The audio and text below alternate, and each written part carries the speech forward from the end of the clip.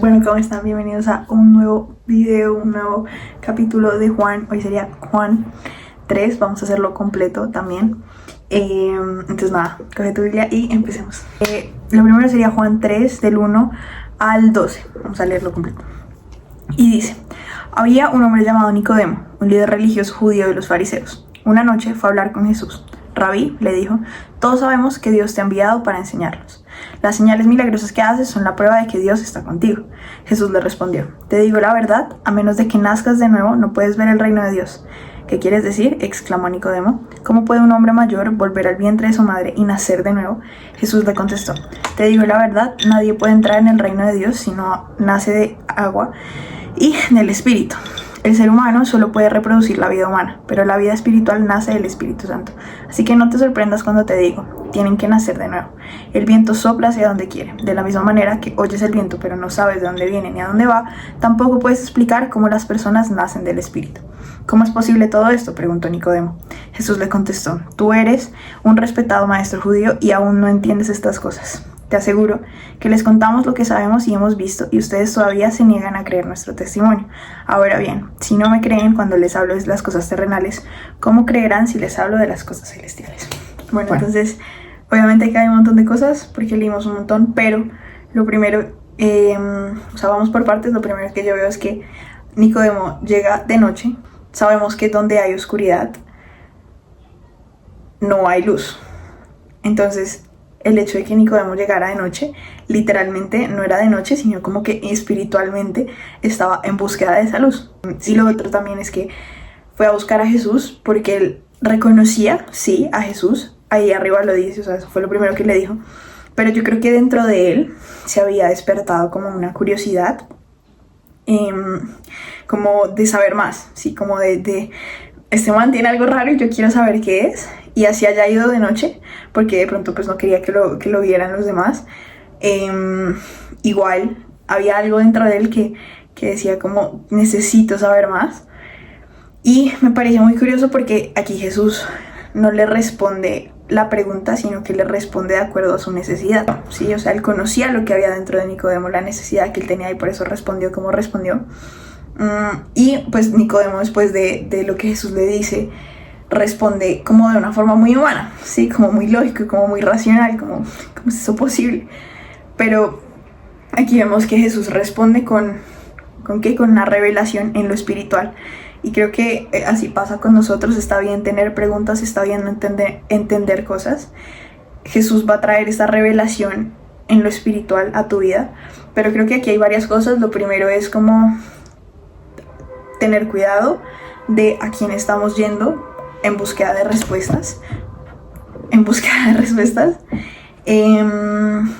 Porque hay gente que nos puede responder, eso estamos preguntando en lo humano o en lo natural, y nos van a dar respuestas naturales cuando necesitamos respuestas en lo espiritual, y esta revelación que solamente puede traer el Espíritu Santo. Entonces eso es lo primero, pero creo que lo más importante también es la disposición del corazón.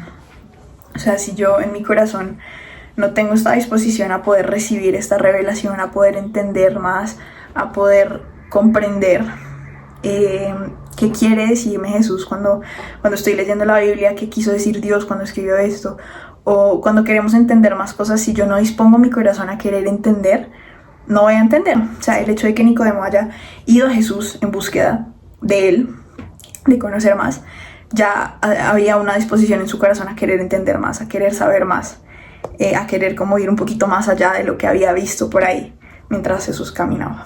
Bueno, entonces ahora vamos a Juan 3, 13 al 17, que dice: nadie jamás fue al cielo y regresó, pero el Hijo del Hombre bajó del cielo. Y así como Moisés levantó la serpiente de bronce en un poste en el desierto, así deberá ser levantado el Hijo del Hombre, para que todo aquel que en él crea tenga vida eterna. Pues Dios amó tanto al mundo que dio a su único Hijo para que todo que en él crea no se pierda, sino que tenga vida eterna. Dios no envió a su Hijo al mundo para condenar al mundo, sino para salvarlo en medio de él. Bueno, aquí obviamente es un versículo que conocemos todos, un versículo muy común, pero antes de este versículo hay algo que me parece muy curioso, y es el tema de la serpiente. Si nos devolvemos a leer esta historia de la serpiente de Moisés, creo que está en Números, ¿qué pasaba? Dios envió unas serpientes a que mordieran el pueblo de Israel.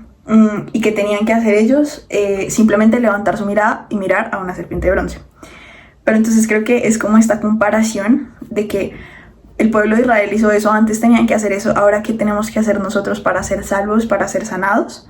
Levantar la mirada, ¿sí? Y creo que ahí está la clave, en levantar la mirada, en alzar la mirada, levantar la vista y mirar al que fue levantado. Ahí está la respuesta. Entonces, bueno, más adelante otra vez dice para que el que en él crea, y creo que esto otra vez lo vemos y la respuesta es creer, pero depende de la disposición que hay en mi corazón, si es estar dispuesto a creer incluso cuando no veo.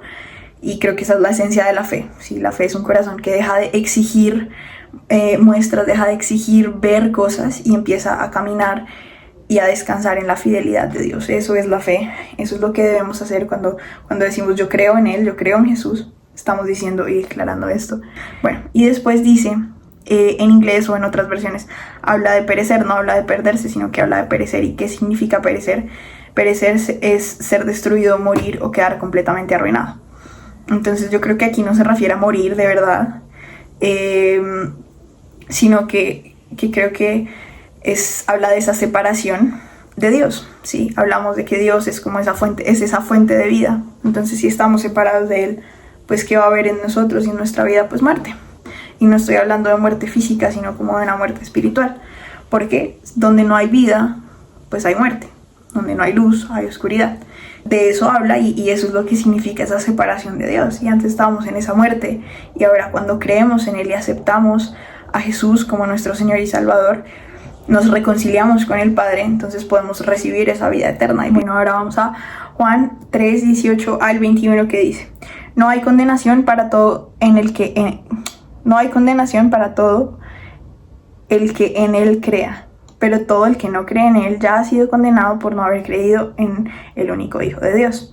Esta condenación se basa en el siguiente hecho: la luz de Dios llegó al mundo, pero la gente amó más la oscuridad que la luz porque sus acciones eran malvadas.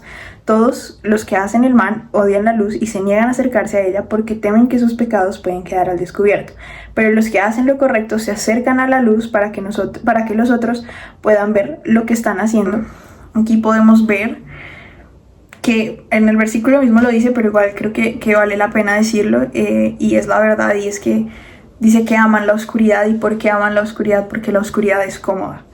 En la oscuridad no se ve lo que estás haciendo, no se ve lo que estás pecando y nadie te está diciendo nada porque no ven. Entonces, claro, cuando eres expuesto a esta luz, se vuelve incómodo porque te toca reconocer y dejar de hacer ciertas cosas. Entonces, les gusta la oscuridad porque es cómoda, pero ahí entramos el versículo donde dice que nosotros somos llamados a hacer luz. Somos llamados a hacer esta luz que incomoda, somos llamados a hacer esta luz que confronta, pero no solamente que incomoda y que confronta, sino que además se contagia. Cuando nosotros entremos a una habitación donde hay oscuridad, vamos a hacer esa luz que expone lo que está mal, pero además debemos ser una luz que se contagie, ¿sí? Y debemos ser esa luz y vivir en eso. Porque pues de nada me sirve ser luz y estar escondida, porque sigo siendo luz, pero pues no estoy cumpliendo mi propósito, ¿sí? Bueno, ahora Juan 3, 22 al 36. Dice: Luego Jesús y sus discípulos salieron de Jerusalén y se fueron al campo de Judea. Jesús pasó un tiempo allí con ellos bautizando a la gente. En ese tiempo Juan el Bautista bautizaba en Enón, cerca a Salim, porque allí había mucha agua y la gente iba a él para ser bautizada. Esto ocurrió antes de que metieran a Juan a la cárcel. Surgió un debate entre los discípulos de Juan y cierto judío acerca de la purificación ceremonial. Entonces los discípulos de Juan fueron a decirle: Rabí, el hombre que estaba contigo al otro lado del río de Jordán, a quien identificaste como el Mesías, también está bautizando a la gente y todos van a él en lugar de venir a nosotros. Juan respondió: Nadie puede recibir nada a menos de que Dios se lo conceda en el cielo. Ustedes saben que les dije claramente: yo no soy el Mesías, estoy aquí solamente para prepararle el camino a él. Él es el novio, quien se casa con la novia, y el amigo del novio simplemente se alegra de poder estar al lado del novio y oír sus votos. Por lo tanto, oír que él tiene éxito me llena de alegría. Él debe tener cada vez más importancia y yo menos. Él vino de lo alto y es superior a cualquier otro. Nosotros somos de la tierra y hablamos de las cosas terrenales, pero Él vino del cielo y es superior a todos. Él da testimonio de lo que ha visto y ha oído, pero pocos creen en lo que Él dice. Todo el que acepta su testimonio puede confirmar que Dios es veraz, pues Él es el enviado y Él es el enviado por Dios y habla las palabras de Dios, porque Dios le da el Espíritu sin límites.